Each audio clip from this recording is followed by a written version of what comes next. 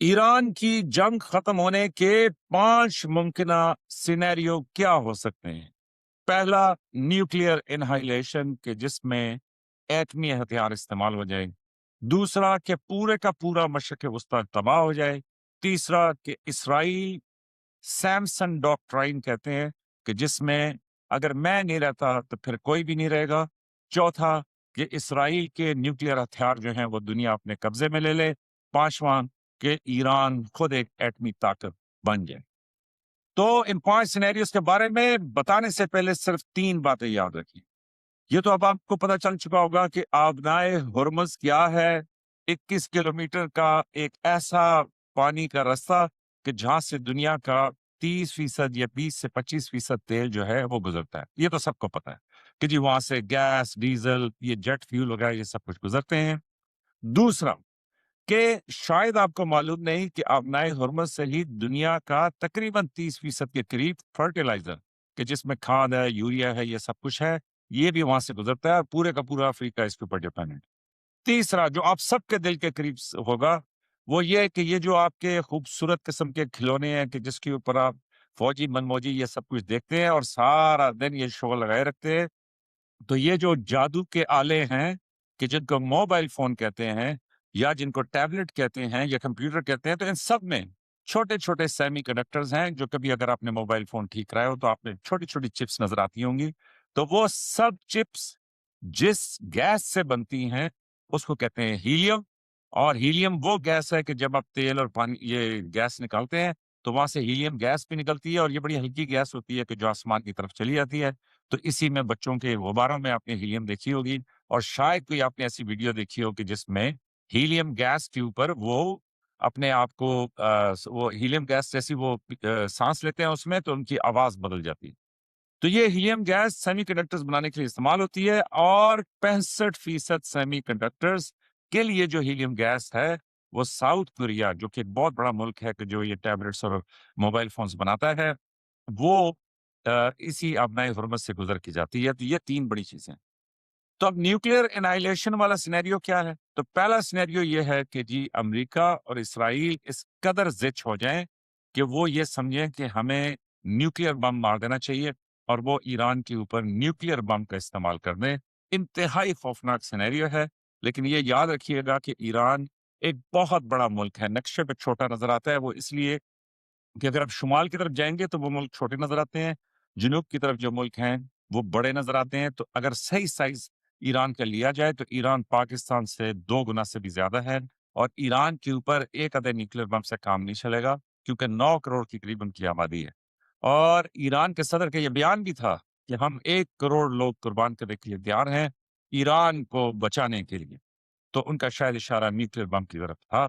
लेकिन एक्सपर्ट्स ये कहते हैं कि इस सिनेरियो का चांस 10% से कम है अब तक। दूसरा सिनेरियो जो मेरा ख्याल में पहले से भी ज्यादा खौफनाक है। अगर आप खलीज में या मशरक वस्ता में रहे हो तो मेरा कम से कम 5-6 महीने के बाद यह नतीजा था कि इस मुल्क में आपको कुछ करने की जरूरत नहीं है। आप बिजली बंद कर दें, भाई आप रह ही नहीं सकते, आप सांस ही नहीं ले सकते। मतलब अनइनहैबिटेबल हो जाएगा कि रहने के लायक नहीं रहेगा वो मुल्क। तो ये है हकीकत मिडल ईस्ट की। ये सारा जादू जो है बिजली और ये ऑयल और गैस का है। तो इसलिए वो ये कहते हैं कि जी पूरे के मशरक़ वस्ता में ईरान जो है वो पावर का, पानी का इंफ्रास्ट्रक्चर उड़ा के रख देगा, जिसके बाद ये खलीजी ममालिक जो हैं ये रहने के काबिल नहीं रहेंगे। और इसको कहते हैं गल्फ इंफ्रास्ट्रक्चर डिस्ट्रक्शन, जिसकी वजह से पूरे का पूरा गल्फ जो है वो खत्म हो जाएगा। तो ये भी बड़ा खौफनाक सिनेरियो है वो इसलिए कि वहां पे भी लाखों करोड़ों की तादाद में लोग रहते हैं। तो ऐसा सिनेरियो जो है वो बड़ा ही खौफनाक है कि जिसमें ईरान जहां खुद बेपनाह तबाही का शिकार हो वहां पे ईरान जो है वो बाकी सबको भी उड़ा के रखे। अब जो तीसरा सिनेरियो है वो देखिए जी इसराइल के बारे में ये बात आप तस्लीम कर लीजिए कि इसराइल एक ऐसा बिगड़ा हुआ बच्चा है या एक ऐसा बिगड़ा हुआ बदमाश है कि जिसने पूरे मशरक़ वस्ता के अंदर मतलब एक के बाद दूसरे मुल्क के ऊपर हमला किया, अपनी एक्सपेंशन की। और वो जो उनका है ना कि रिवर से लेके टू द सी कि जी हम जो है ना ये अपनी पूरी इसराइल की ये अल्लाह का वादा था और ये मतलब प्रॉमिस लैंड और वो सारी कहानी आपने सुनी भी है।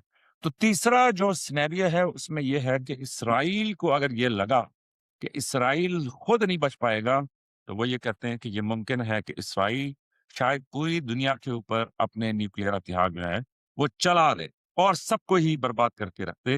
یہ بھی بڑا خوفناک سینیریو ہے، لیکن اس کی بھی پاسبلٹی لوگ کہتے ہیں کہ ہے۔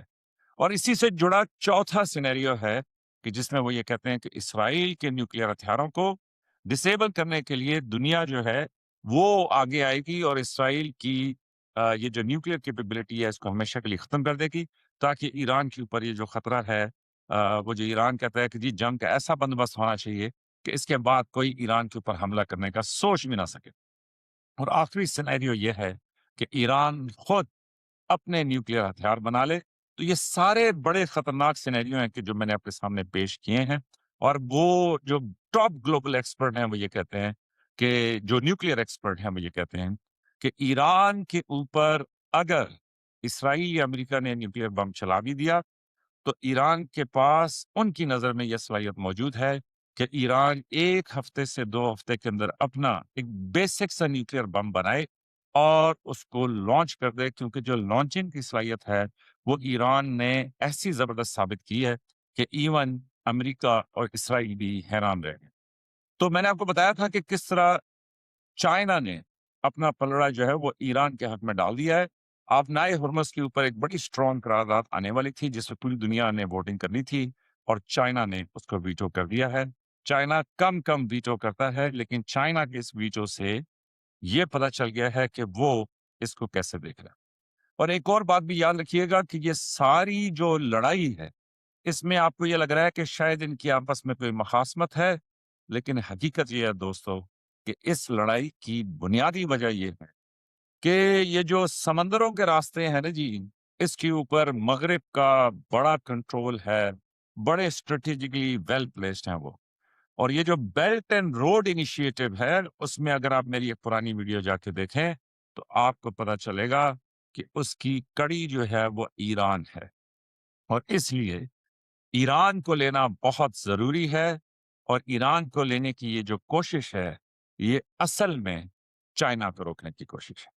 تو اپنا خیال رکھیے گا، اور اس سارے سینیریو میں پاکستان ایک زبردست کوشش کر رہا ہے، تو دیکھیے کہ آنے والے دنوں میں کیا ہوتا ہے۔ لیکن آج اور آج کے بعد جو چند آنے والے دن ہیں وہ انتہائی اہم۔ اپنا خیال رکھیے گا، لائک سبسکرائب اور شیئر کریں۔ آپ کی محبتوں کا بہت شکریہ۔